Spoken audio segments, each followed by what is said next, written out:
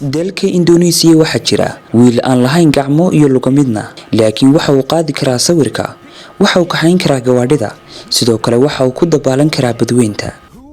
Waa kuma wiilkani? Sidee soo qaban karaa arrimahan? magaaladan yar oo ku taala wadanka Indonesia waxaanu ka helay ninkan oo lagu magacaabo Zul. Hai, saya Zul. Wassalaamantiin, waxaan ahay Zul.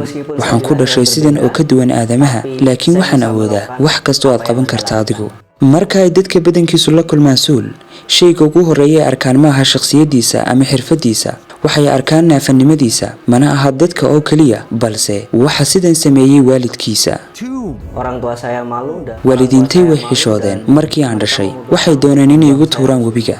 waalidiintii ma ay aqbalin naafanimada uu ku dhashay iyo noloshiisa guud ahaan. qof walibana hoos ayuu u eegay, maxaa yeelay waxay yidhaahdeen naafadu waxtar ma leh. Disabled meant useless.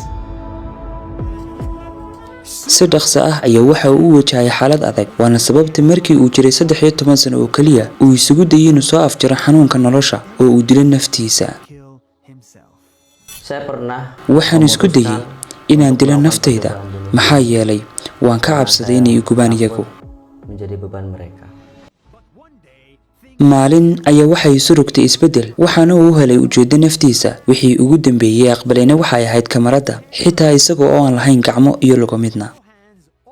wuxuu kor ugu soo qaaday kamaradii kaliya gacmihiisa muruqyada ah, waxaanuu gashaday qoortiisa isagoo isticmaalay wax kasta uu ku xoogan yahay si uu u sameeyo sawir qaadis. taasina waxay bedeshay noloshiisa, sawiradiisuna waxay noqdeen kuwo wanaagsan. dadku ma rumaystaan inuu qaaday sawiradan. waxa uu qaaday kumanaan sawir, kaas oo caan uu ka noqday barta Instagram-ka. aakhirkiina waxa uu helay deeq waxbarasho oo uu ku baranayo waxbarashada sawir qaadista. nolosheedu waxay noqotay mid aan xadidnayn. iminka waxaan qaban karaa wax kasta oo aan doono. hadda waxa uu doonayaa inuu hal tallaabo hore u qaado oo uu noqdo farsamo yaqaan ama makaanig. waxa uu farsamaystay gaari isaga u gaar ah, waxaana la soo ururiyay oo ka caawiyay saaxiibadii. waxaana uu ku gaari karaa hadda meel kasta. waa gaari isaga u gaar ah oo isagu keligii u isticmaali karo, oo leh break, mashiinka mootada iyo steering. waxaana uu ku wataa qaacido isaga u gaar ah.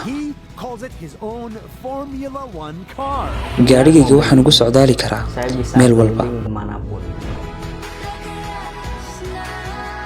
mustaqbalka waxa uu qorshaysan inuu ku guuleysto badmaaxnimada. waxaan u bartaa sida loo dabaasho si uu u qaadan karo sawirada biyaha hoostooda oo uu ku horumariyo farsamadiisa sawir qaadista.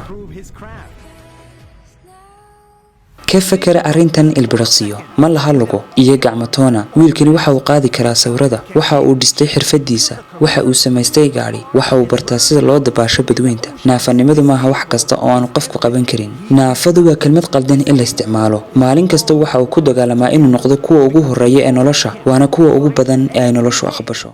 To stay alive, they are the most abled people in the world. Look at us.